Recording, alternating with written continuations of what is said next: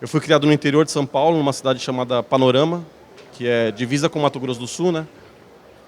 E, e era muito comum essa vida do caminhão, principalmente com meu pai, viajava muito com ele, enfim. Eu vivi com meu pai até os 6 para 7 anos de idade, mais ou menos.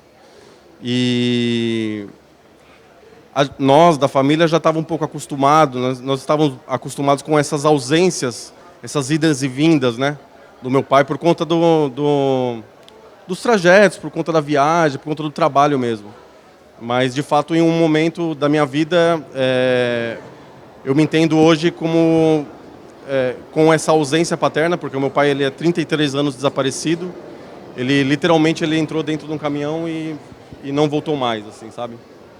Então teve toda uma situação na qual teve uma reconstrução familiar, porque minha mãe ela se viu numa situação muito fragilizada por conta desse abandono e ela teve que recomeçar, né? E esse recomeçar foi essa volta para a capital, para a cidade de São Paulo. E a gente foi morar num bairro da periferia da Zona Leste, um bairro chamado São Mateus. E foi louco, porque eu era uma criança, tinha 8 anos de idade, eu não entendia muito bem o que tinha acontecido com essa relação paterna. E eu acho que na escola eu percebia que não era só eu que não tinha pai, assim. E um pouco da revolta e um pouco das dores dessas pessoas que eu estava envolvido, dos meus amigos de escola, começou um pouco a interferir na minha vida. Eu comecei a sentir essas dores também, porque realmente, sem saber o que acontece ou o que aconteceu com o pai, acabo sendo contaminado. Então, em alguns momentos da minha vida, eu passei por sentimento de dor, de revolta, de entendimento o que era. Mas eu acho que nesse processo orgânico do meu trabalho e como ele se deu, e como essas construções se deram em algum momento, e eu percebi que esses momentos me levaram a um passado distante, sabe? Essa situação da ausência, de fato, eu acho que eu comecei a encarar de uma maneira um pouco mais generosa e um pouco mais sábia essa relação do abandono paterno, né? Porque uma coisa é você saber que, sei lá, que morreu, ou que se separou e está com outra família. Enfim, muito diferente de você, de fato, não saber o que aconteceu. Então, eu acho que assim, trabalhar com a estética que eu desenvolvo hoje, com essa pesquisa que eu desenvolvo hoje, eu acho que é um meio de poder me reconectar com essas memórias. E vai uma perguntinha aqui.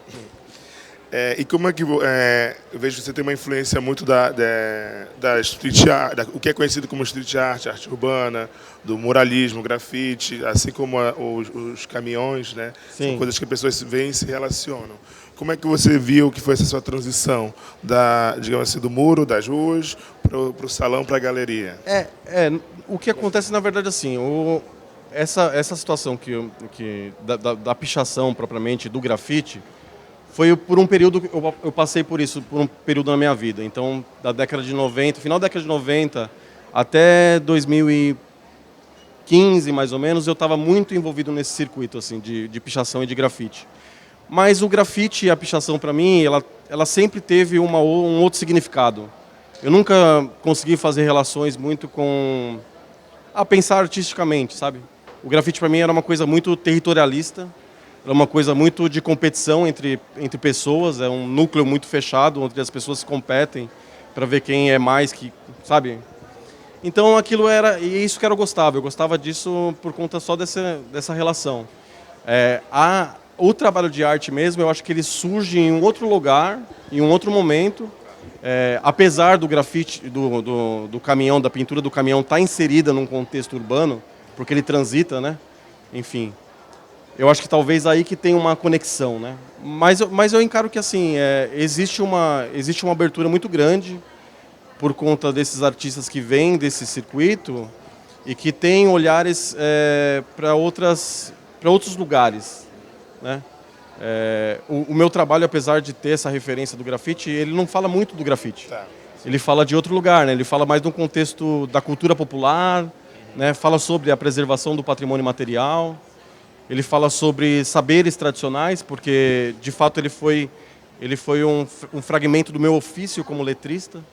Então, ele acaba percorrendo esse caminho. Assim, os materiais, algumas coisas têm relações, porque eu acabo pintando com tinta acrílica em spray.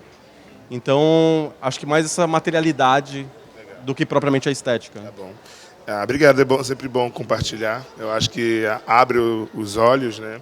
Apesar de que essas obras de arte não são esfinges a serem, né, decifradas e devoradas, mas o contexto torna as coisas bem mais interessantes. Obrigado, Thiago. Vamos seguir agora com Rômulo. Rômulo Vieira Conceição,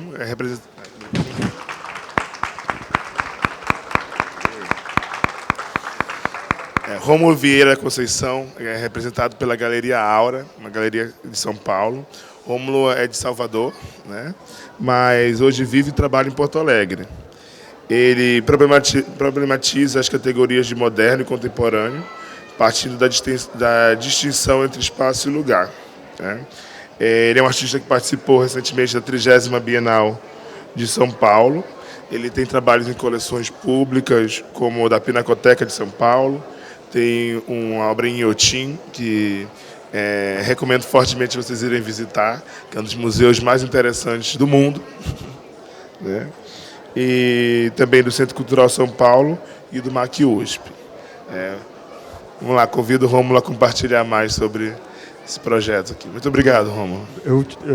Bom, primeiro eu queria agradecer a ti, né, o convite, a galeria, né, a Galeria Aura, a feira, e a vocês que estão aqui, né, tiraram tempo para ouvir a gente falar sobre os trabalhos de arte, né. Acho que aqui atrás vão passar alguns trabalhos, tá? E eu vou falando de forma corrida aqui para a gente pensar sobre algumas coisas, né.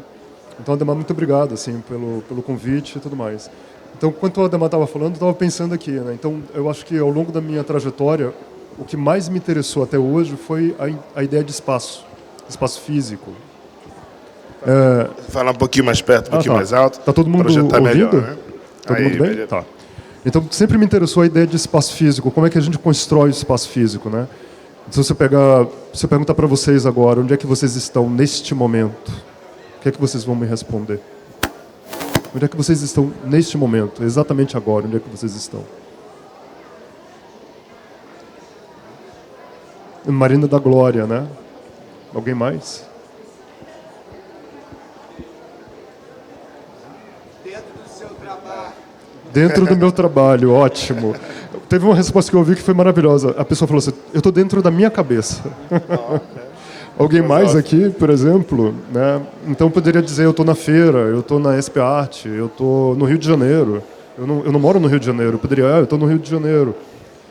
E o que é que nos conecta nesse momento? Se, na medida em que eu respondo, estou no Rio de Janeiro, e que você responde na Marina da Glória, qual é a familiaridade que eu tenho com aquilo que eu estou falando, né? E quando a gente pensa na história humana, parece que a gente sempre quis transformar... Tem uma coisa que eu acho que a gente sempre vai fazendo, né? A gente sempre tenta transformar o espaço em lugar. Então, é a diferença que eu acho de uma casa para um lar, né? A gente vai colocando elementos ali dentro, etc., até transformar aquele lugar totalmente longe de mim, né? Essa casa, em lar. Na medida que eu coloco esses elementos, eu torno aquilo familiar. E se a gente olhar ao longo da história humana, sempre foi isso que a gente fez, né? E nessa ideia, e a arquitetura me interessa, porque a arquitetura é uma potência disso, né? A arquitetura como potência para fazer essas mudanças no lugar. Outra coisa que me interessa muito, por exemplo, é que, e na medida que eu consigo fazer isso, na medida que eu construo esses lugares, eu acabo virando refém desses lugares. Então, por exemplo, quando eu entro numa igreja, por exemplo, né? Eu entro numa igreja e eu me comporto de um jeito diferente de entrar nessa feira aqui, ou de entrar num auditório, ou entrar numa escola. Então, qual é a força que esses lugares têm em nós de nos mudarmos, mas, ao mesmo tempo, são construções humanas. Então, eu construo uma coisa e eu me torno refém dessa coisa. Então, parece interessante. Isso tudo, para mim, interessa. E, ao longo da história da arquitetura e da civilização, a gente foi criando determinados elementos que tinham funções. Então, a coluna tem uma determinada função, o arco tem uma função, o frontão tem uma função. O frontão é aquela peça triangular que sustenta o telhado, né? Que é uma forma triangular, né? Etc. Qual era a função do frontão ou do arco, por exemplo? Então, era você conseguir criar uma estrutura de engenharia com uma arquitetura declarada, né? Então, os elementos arquitetônicos estão ali. E embaixo daquilo você colocava mais gente. Então, você tirava os pilares para poder caber mais gente ali embaixo. E acaba que esses elementos, ao longo da história da gente, eles primeiro foram criados como função e depois eles acabam virando elementos sozinhos que legitimam o lugar.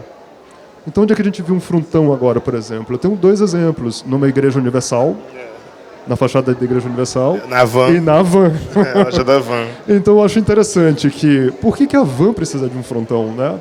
Para que ela precisa disso, né? Parece que aquele elemento sozinho já legitima aquele lugar, que é a van, com alguma potência, com algum significado que talvez ela não tenha construído por ela mesma, mas que, na medida que ela coloca esse elemento ali, aquele elemento está legitimado. Ou, na medida que a Universal coloca aquele elemento ali, esse lugar está legitimado, mas você entra em uma cadeira de plástico.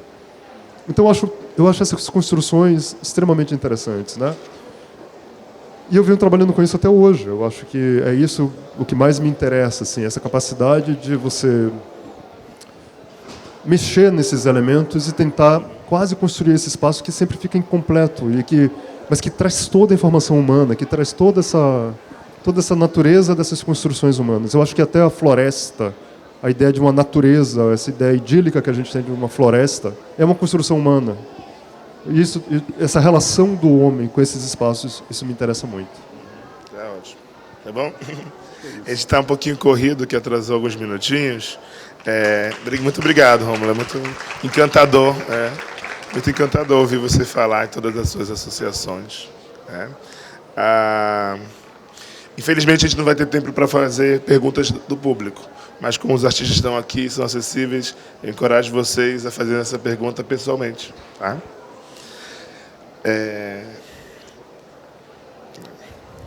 Vamos lá. Melissa de Oliveira, né, da Galeria Nonada. Melissa é fotógrafa e registra o que vê nas ruas e nos becos da comunidade que reside, que é no Dendê, não? Sim. Essas fotos, essa documentação vira a necessidade de retratar as coisas boas da região e mudar a forma que, muitas vezes, estereotipada, que essas comunidades são retratadas, né? Muito feliz de ter o seu trabalho aqui, né? Melissa começou em 2019, mas já alcançou bastante reconhecimento, né? Saindo em revistas, vai participar agora de uma residência no Pivô, na Bahia, não é? Já fez, né? Já retornou dessa residência.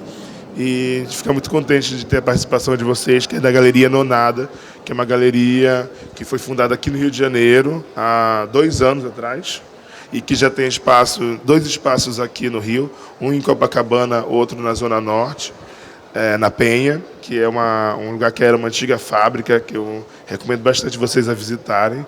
Eu acho que é a única galeria no Rio de Janeiro que não está na Zona Sul. E também tem um espaço em Salvador, né, na Pelourinho, além do espaço em São Paulo.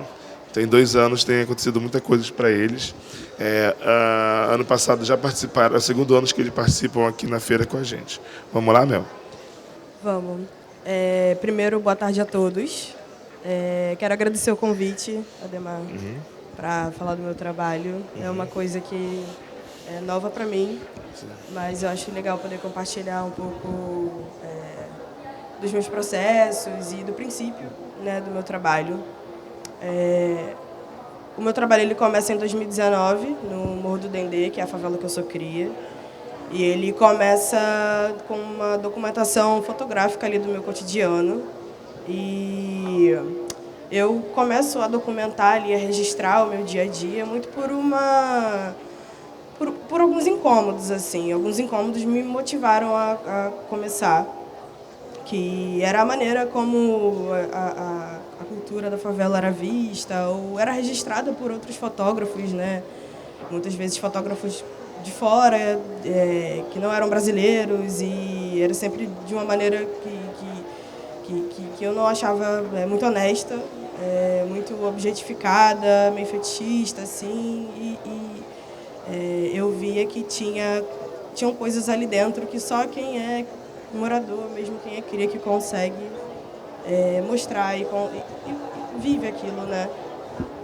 No cotidiano, e está perto e vive aquilo intimamente. Um pouquinho mais perto aqui, para projetar mais aí. Assim? É. E começa ali como uma documentação cotidiana. Tem algumas coisas ali dentro do Dendê que também que eu achava interessante explorar, que eu ainda acho, porque é um trabalho que ainda está em desenvolvimento, né? Que é uma comunidade que fica localizada ali dentro da Ilha do Governador, né? Que é uma ilha, que só tem uma entrada e uma saída. Por conta disso, a gente rola um isolamento ali geográfico, um isolamento cultural também, que o que está dentro acaba não saindo e o que tá fora acaba não entrando também. Assim, digo com relação a projetos sociais, iniciativas e assim, a gente não tem um pré-vestibular comunitário, a gente não tem nada relacionado à educação. Assim, a gente tem alguns projetos com relação ao esporte, mas que também nem atendem à demanda de toda a comunidade, né? É uma das maiores favelas do Rio de Janeiro e muita gente não sabe que é, porque fica ali escondidinha dentro da ilha. Então, as coisas acabam não chegando ali na gente com muita facilidade. E eu acho que além disso, tem o fato de ser uma favela que está fora ali do eixo centro-zona sul. Então, é uma outra coisa que conta, né? Na zona norte do Rio de Janeiro, então está no subúrbio, está dentro de uma ilha, está, de certa forma, ali isolado. E tem algumas coisas ali que eu acho que são muito especiais justamente por isso, né? Então, eu comecei... E esse foi o princípio ali do meu trabalho, foi isso que me motivou a começar, né, a registrar ali a minha família, os meus amigos, os meus vizinhos. Eu comecei ali no meu beco, depois eu fui indo para a rua, depois eu comecei a registrar os eventos ali da comunidade, né, como o evento do Grau e Corte, que o primeiro evento acontece em 2021, que é um evento que acontece muitas vezes ao ano, num domingo, que eles fecham a rua para fazer as manobras com... Explica aí o que é o Grau para a galera. Aí o Grau. Uma foto desse evento. Isso é genial. Cara, esse evento, né, o evento do Grau e Corte, é um evento que acontece em várias comunidades do Rio, não só no Rio, acontece em várias comunidades pelo Brasil. Assim, em São Paulo tem uma cultura muito forte disso também, do Grau e Corte, que é a cultura das manobras com as motos, né? O grau é nada mais que empinar a moto. E para a comunidade isso é um esporte. E o corte? O corte também é uma outra manobra. Na verdade, eu achava que eles faziam corte de cabelo e grau junto no evento. Não, é uma outra manobra, assim.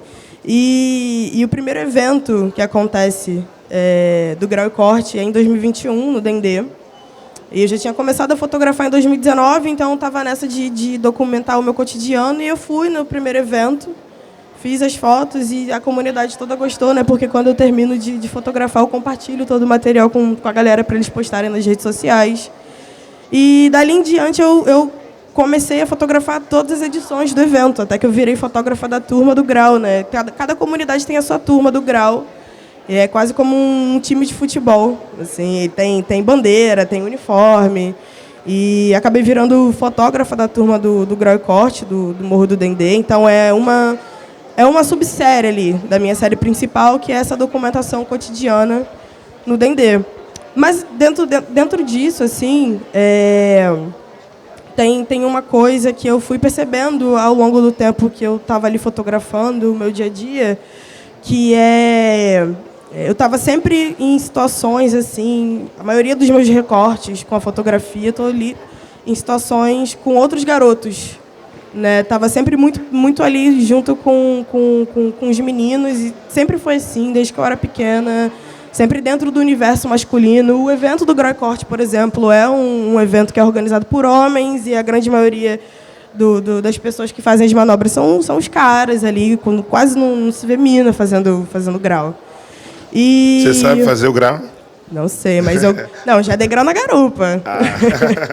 Mas aí eu fui me dando conta que eu estava sempre ali no meio dos meninos, e a maioria dos meus recortes ali, dos meus registros, eram recortes dentro do universo masculino, né? Pô, eu sou uma mulher desfeminilizada, então a minha maneira de vaidade, assim, sempre foi cortar o cabelo, por exemplo. Sempre foi deixar ele bem baixinho. Então, estava sempre ali nas barbearias e sempre, assim, na grande maioria das vezes, sendo a única mulher. Então, muito por conta disso, eu sempre registrei muito, sempre fiz muita foto dentro das barbearias, ali, das interações nas barbearias, da descoloração que acontece tradicionalmente nas favelas do Rio, no fim do ano, né, ali para o Natal, para o Ano Novo, para o Carnaval também.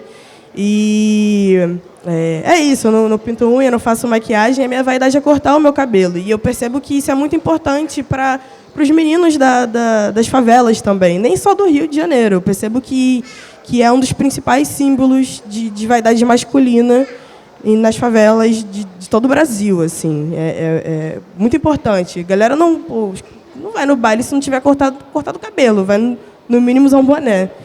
E isso representa a mesma importância para mim. Então, muito por conta disso que eu sempre fiz esses registros dentro das barbearias. E, a partir disso, eu comecei a pensar conceitualmente o meu trabalho, e pensar pesquisas e como desenvolver isso, aprofundar o meu trabalho dentro desses temas que eu me identifico, dentro do meu contexto ali, do meu dia a dia na comunidade. Então, comecei a pensar uma catalogação de cortes de cabelo, que eu penso essa catalogação primeiro no Rio de Janeiro, mas daí logo surge a oportunidade da Pivô Salvador, né, que é uma residência super importante, que foi essencial ali no meu processo também. E aí surge essa oportunidade de ir para a residência, de fazer essa residência em Salvador. Então, eu já desdobro o meu trabalho de catalogação em Salvador. Eu começo a pensar essa catalogação dos cortes de cabelo das periferias de Salvador, que tem uma cultura muito parecida com a do Rio, mas tem coisas que são muito únicas, né? E eu já super pesquisava, estava sempre buscando saber quais eram as criações dentro das outras favelas, fora do Sudeste ali, fora do Rio de Janeiro, fora de São Paulo.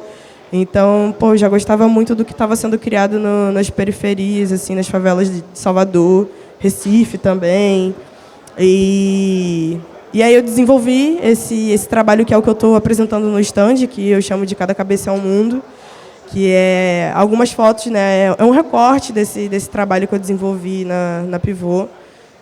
Tem ali a catalogação de alguns cortes, tem algumas simbologias ali que são importantes para as periferias ali de Salvador, para a população ali. E é isso que eu apresento no stand. Assim. Eu passei durante um mês em residência, trabalhei em plataforma e no Uruguai, ali perto da Cidade Baixa. E é um trabalho que continua, né? Tanto a documentação, a minha documentação cotidiana, como a série do Grau e Corte, que, enfim, os eventos continuam acontecendo muitas vezes por ano, como a catalogação dos cortes de cabelo, que eu gostaria de fazer em mais lugares. Legal. Obrigado por compartilhar para além do rigor estético do seu trabalho, né, do apelo visual, da manifestação, né, cultural, que são esses cortes, junto com sua fotografia, tem um grande valor histórico, né, porque daqui a alguns anos isso vai ser estudado, e de ter essas fotos, de ter esses registros, né, vão transformar esse trabalho em uma coisa mais interessante ainda do que já é. Né? Então, parabéns e boa continuação.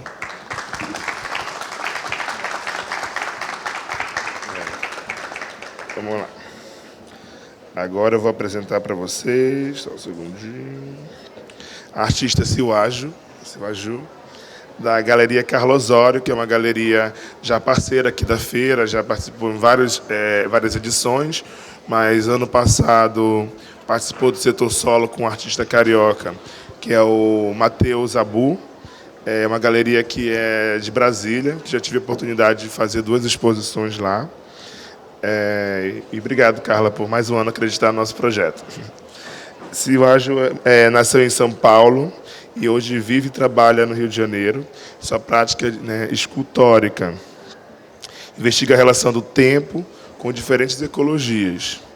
E é por meio do reaproveitamento de peças de aço, doadas, coletadas e recicladas, que seus trabalhos estabelecem uma relação íntima e direta com o pensamento tridimensional brasileiro. Graduando e pesquisador em artes visuais pela Universidade do Estado do Rio de Janeiro, foi artista no ateliê de escultura da EAV, da Escola de Artes Visuais do Parque Lage, com passagens pelo Programa de Formação e Deformação de 2022, ELAN, da Escola Livre de Arte do Galpão Bela Maré, e foi uma das 5 artistas premiadas pelo Parque Cultural da Casa do Governador de Vila Velha. Muito obrigado por aceitar esse desafio de trazer as obras aqui para a feira, né? Queria que você contasse um pouco do processo, né, da sua trajetória, do seu interesse pela escultura e compartilhar com a gente aqui um pouquinho. Boa tarde, gente. Meu nome é Silvárdio. Muito obrigada, Ademar, pelo convite. Só falar um pouquinho mais alto que eu não sei se... É que eu falo alto pra caramba. Tá bom? Aí, vai. Então, muito obrigada, Ademar, Acho que pelo pode aumentar convite. o ganho do microfone um pouquinho. Nós estamos ali no stand S09. Não conseguimos realizar o vídeo para mostrar, mas vocês podem conhecer os trabalhos lá. Eu vou falar um pouco sobre o que eu estou apresentando aqui e momentos que eu estou. Os trabalhos que eu apresento aqui seguem o nome de Ozupa e o Nosso Corpo. Estou pensando muito sobre coletividade e sobre a energia da Lua e do Sol, equilibrando nossa vida na Terra. Então, como os ciclos da vida e o tempo e os movimentos, as escolhas influenciam também na Terra e nos astros. Meu trabalho ele tem um interesse muito grande em se aproximar de relações afro-brasileiras, não só afro-brasileiras, mas também desconstruir um pouco conceitos de forma e material, assim, né, forma e matéria. Então, eu apresento aqui trabalhos escultóricos em aço que vão contribuir um pouco nesse novo visual da escultura, assim, porque eu acho que tende a ser um pouco diferente do que a gente está acostumado, do que também a história da arte mostrou ao longo do tempo, né? Então, eu acho que eu chego aqui hoje com esculturas bastante espiraladas, e não só visualmente, mas no ritmo da composição escultórica, e trazendo várias reverências, né, ao Sol, à Lua, e essas entidades que regem o nosso corpo aqui na Terra, também chamando uma coletividade para ocupar esse centro, né? Então, eu vou falar sobre tempo, sobre espaço, sobre essa torção do espaço para abertura no centro. E estou muito feliz que essa é a minha segunda individual na vida, né? E essa trajetória vem se iniciando desde 2021. E hoje eu estou aqui com a Galeria Carlos Osório. Convido vocês para ir lá novamente ver os trabalhos e a gente poder conversar. Você pode compartilhar um pouquinho mais sobre a sua experiência do Parque Lage, da sua formação e qual o seu interesse no aço como material? Eu venho de São Paulo para o Rio e começo a estudar lá no Parque Lage ilegalmente por uns 2 anos. E eu já vim muito certa, meu primeiro processo era gravura em metal. Quando chego aqui, eu já estava muito certa que eu queria transformar esses desenhos em composições escultóricas, mas eu não queria mandar fazer. Eu queria fazer, mas tinha vários impedimentos, né? O acesso ao material, o acesso às aulas, o acesso ao maquinário, e até mesmo a circulação de uma mulher dentro de uma oficina de aço, uma oficina de metal, utilizando maquinários, enfim. Então, eu fui com a cara e com a coragem, assim, recebendo alguns nãos, mas continuei. E acredito que a minha prática ela é muito desenvolvida à base da teimosia e da coragem, porque se não fosse por isso, talvez eu não teria conseguido criar até hoje, assim, sabe? Então, o Rio me formou nesse lugar, muito o Parque Lage também. Depois da minha ilegalidade por 2 anos, eu acabei ficando legal lá no Parque Lage, matriculada. Depois passei na residência do Parque Lage. E devo muito ao Marcos, o professor de escultura, né?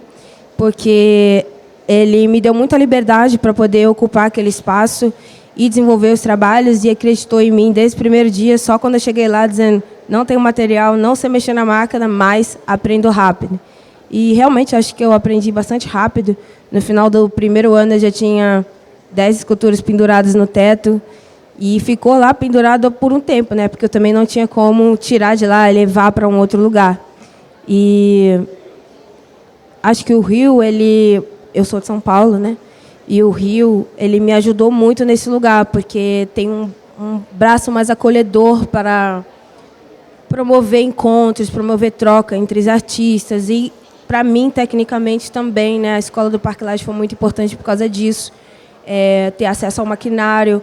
Para fazer escultura em aço, você tem que ter uma técnica, você precisa saber se proteger, usar o maquinário, desenvolver o conhecimento ali, a empunhadura. Então, para mim, foi super importante isso. Ótimo. É muito inspirador sua trajetória e seu trabalho, né? Eu tenho certeza que vocês ainda vão ver muito do trabalho de Soares por aí. Muito obrigado de estar aqui com a gente. E agora, nos nossos últimos 10 minutos, cronometrados, acho que vai dar tempo. Apresento vocês Manuel Brandaza. Manuel é de Rosário, na Argentina, uma participação internacional que nós estamos tendo, com a Galeria Pasto, que é uma galeria localizada em Buenos Aires e que tem participado de diversas feiras, tanto nos Estados Unidos, na Europa e aqui na América Latina, né? Manuel vem de um contexto de estudar design e vestuário têxtil na Universidade de Buenos Aires. E o design têxtil, os murais, a cerâmica e a escultura são as principais linguagens que se cruzam na obra dele. Ele trouxe para a Arte Rio um trabalho que utiliza o barro extraído do Rio Paraná, que é um rio que passa aqui no Brasil, pelo Paraná, vai descendo até a Argentina, então é um dos maiores rios da América Latina que liga a gente. E vai ser um prazer ouvir você compartilhar mais sobre seu trabalho. Manu fala pouco de português, não é? Vou tentar. Obrigado, Ademar, pelo convite. Obrigado a Pasto também por fazer um nexo. Tem que aumentar um pouquinho, Manu? Bom, eu sou do Rosário. Como o Ademar contou, é uma cidade que olha para o Rio Paraná. Está na beira do rio, né? E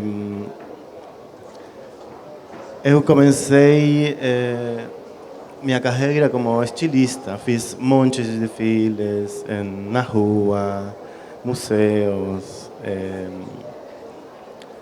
discotecas. Bom, aqui tem um que eu fiz no Sesc, que é um centro cultural que está em pavilhões do Porto do Rosário. E aí eu trabalhei também com a seda, o barro. Eu gostava muito desta atenção de levar barro a um desfile de modas, né? Ninguém faz um desfile de moda com barro, e essa atenção eu gostava muito. E aqui esta é uma trupe amiga com que fazemos também, temos um coletivo chamado Xarará, que organizamos a carroça da Semana Orgulho do Rosário.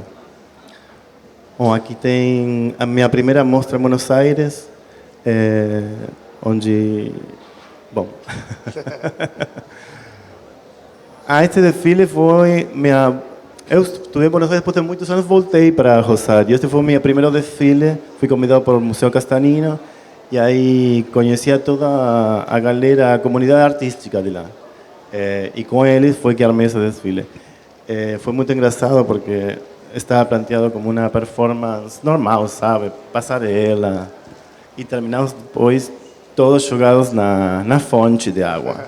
E a imagem é muito maravilhosa. E acho que foi também o começo de eu trabalhar com a água, com o rio, e olhar para o rio. o trabalho que estou apresentando aqui é...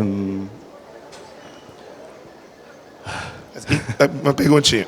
Quê? Uma pergunta. Como é que se deu essa transição, né, do design, da moda, né, para a parede, para o museu, para essa técnica do esgrafiato? Aconteceu, um amigo meu que tinha uma galeria lá em Rosário, Fede Cantini, me convidou a fazer uma mostra de arte e eu queria fazer um desfile de moda. Tinha montes de tecidos brancos, de trabalhos anteriores, e eu queria fazer um desfile de modas com acessórios feitos em cerâmica, em barro. E aí, provando coisas, eu falei para ele, eu quero levar o barro às paredes, né, da sala. E eu coloquei todas essas primeiras pesquisas de mostras de tecidos e comecei a fazer uma colagem na parede, sabe? Aconteceu, apareceu. E era o que tinha à mão. E no momento eu joguei o barro na parede e comecei, tinha a ideia de que passa no fundo do rio. Você não vê o que passa no fundo do rio. Então o imaginário que o trabalho é esse. Então, esbocei aí uma rede e aí começaram a aparecer. Bom, ali estou fazendo uma performance como o Muchacho do Paraná, Ninho do Rio, que é uma escultura do Fontana, Lúcio Fontana, que eu faço muita referência a ele. É uma escultura muito famosa lá, que está no Museu Castanino. Foi uma escultura feita, na verdade, para estar no espaço, fora dos museus. E agora ela está ali. Então, eu comecei a representar ela como para trazê-la para fora, sabe? Tirá-la um pouco do museu. E aí, eu gosto muito dessa escultura porque é um menino que tem uma relação muito harmônica com a natureza, com o espaço. Nada. E esse menino aparece em alguns, um elemento do seu trabalho? Esse menino aparece todo o tempo no meu trabalho. E vai tomando diferentes personalidades. Sou eu, são amigos meus. E para além do menino, também nas obras que você está trazendo, tem a presença do João de Barro. João de Barro, tá. Como é que chama João de Barro em espanhol? Horneiro. Horneiro. É aquele passarinho que tira barro do rio e faz sua casa. Gostava muito dessa ideia, né? Também com o barro, com estas obras que eu faço, também poder, tipo, de alguma maneira, me sustentar, comprar a minha casa, né? Eu fiz uma magia ali. Isso. Muito bem. Tá certo. Então, olha, o tempo deu certinho. Obrigado. Obrigado. Agradeço a presença de todos vocês que se interessam por arte. Quem gosta de arte é gente boa. E vocês podiam estar na praia, na piscina, em casa, com a família, e resolveram vir aqui ouvir sobre o nosso trabalho, nosso sustento. Somos todos João de Barro. Gostei dessa analogia de criar a casa, de cultivar o seu espaço. Né? Vamos tirar uma foto aqui todos juntos. E depois os artistas vão estar aqui próximos aos estandes e espero que vocês aproveitem a oportunidade de conversar, de falar mais, se tiverem algumas dúvidas, e comigo também. Muito obrigado.